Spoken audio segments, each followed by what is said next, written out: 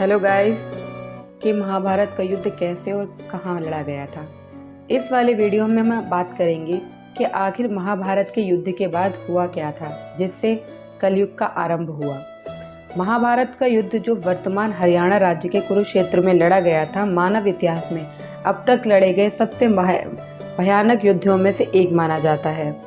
धर्म ग्रंथों के अनुसार यह युद्ध इतना विनाशकारी था कि केवल 18 दिनों तक चलने के बावजूद इसमें लगभग 80% भारतीय पुरुष आबादी की मृत्यु हो गई थी। महाभारत ग्रंथ के 1/4 से अधिक हिस्से में मात्र एक युद्ध का वर्णन किया गया है।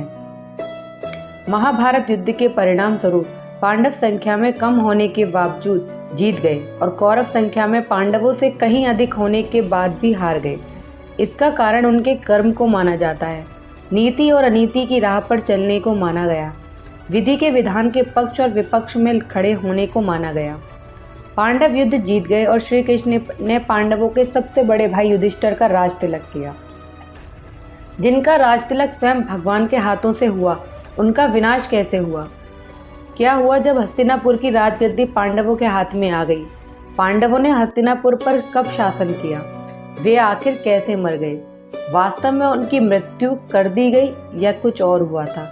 और सबसे महत्वपूर्ण बात, भगवान कृष्ण के साथ क्या हुआ? ऐसे कई सवाल मन में उठते हैं। यहाँ उन सवालों के उत्तर हम देने की कोशिश करेंगे। कुरुक्षेत्र का युद्ध जीतने के बाद पांडवों को हस्तिनापुर का शासन मिला। युधिष्ठिर को हस्तिनापुर का महाराजा बनाया गया, लेकिन दूसरी तरफ गांधारी एक दुखी त्रस्त महिला के रूप में विलाप कर रही थी, अपने 100 पुत्रों की मृत्यु का शोक मना रही थी। जब युधिष्ठिर को सिंहासन सौंप दिया गया और श्री कृष्ण का हस्तिनापुर से विदाई देने का समय आया, तब वह गांधारी के पास आए और गांधारी ने श्री कृष्ण को उनके वंश के अंत हो जाने का श्राप दिया। महाभारत के बाद हस्तिनापुर पर पांडवों ने 36 वर्षों तक शासन किया। इस बीच गांधारी का शाप अपना असर दिखाने लगा और श्री कृष्ण की नगरी द्वारका में एक अशुभ घटना घटी। वहां एक उत्सव के दौरान सभी यदुवंशी आपस में ही लड़ने लगे और एक दूसरे की हत्या करने लगे। यह घटना सोमनाथ के समीप प्रभास के क्षेत्र में घटी। उधर प्रभास क्षेत्र में यदुवंशियों के एक दूसरे को मार डालने के बाद पहले बलराम जी अपने लोक को वापस चले गए। उसके बाद श्री कृष्ण वहीं प्रभास क्षेत्र में एकांतवास में रहने लगे। एक दिन वह ध्यानावस्था में एक वृक्ष के नीचे बैठे थे। तभी जरा नाम के एक शिकारी ने गलती से उनके पैर में तीर मार दिया और श्री कृष्ण ने वह मानव देह त्याग दी। भगवान कृष्ण के वैकुंठ लौट जाने के बाद देव ऋषि वेदव्यास ने अर्जुन को बताया कि श्री कृष्ण और उनके भाई का जीवन समाप्त हो गया है। श्री कृष्ण जिस दिन वैकुंठ को लौटे, उसी रात को 12 बजे से कलयुग का आरंभ हो गया। वेदव्यास जी से श्री कृष्ण के प्रयाण की सूचना मिलने पर युधिष्ठिर अपने प्रपौत्र परीक्षित का राज तिलक करते हैं, फिर अपने सभी भाइयों और द्रौपदी के साथ हिमालय की ओर चले जाते हैं। महाभारत के अनुसार हिमालय से वह स्वर्ग चले जाते हैं और इस यात्रा में एक कुत्ते के रूप में आए यमदेव उनका मार्गदर्शन करते हैं।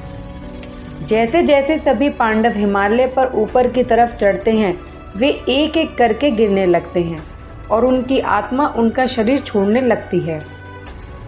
यह क्रम द्रौपदी के साथ शुरू होता है और भीम की मृत्यु पर समाप्त होता है।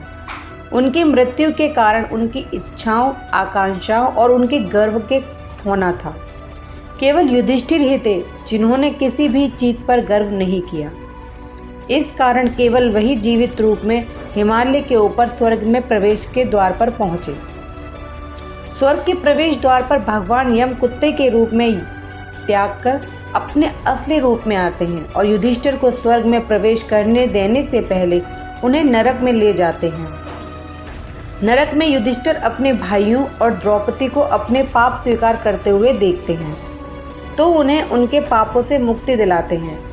इसके बाद भगवान इंद्र युधिष्ठिर को स्वर्ग ले आते हैं और उनसे वादा करते हैं कि उनके भाई और द्रौपदी भी जल्द स्वर्ग में स्थान लेंगे। महाभारत के सबसे महत्वपूर्ण पात्र भगवान कृष्ण और पांडवों ने इस तरह नश्वर संसार को छोड़ दिया। इसके बाद कलयुग शुरू हुआ, जो अभी तक चल रहा है। जानकारी के अनुसार अब तक कलयुग के 5000 साल पूरे हो चुके हैं। कलयुग की अवधि क्या है और इस पर अलग अलग मत देखने को मिलते हैं। कहा जाता है जब कलयुग का अंत होगा तो श्री कृष्ण स्वयं कल की अवतार में अवतरित होंगे और इस धरती का उद्धार करेंगे।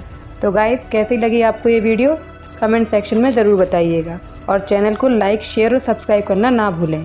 Thank you.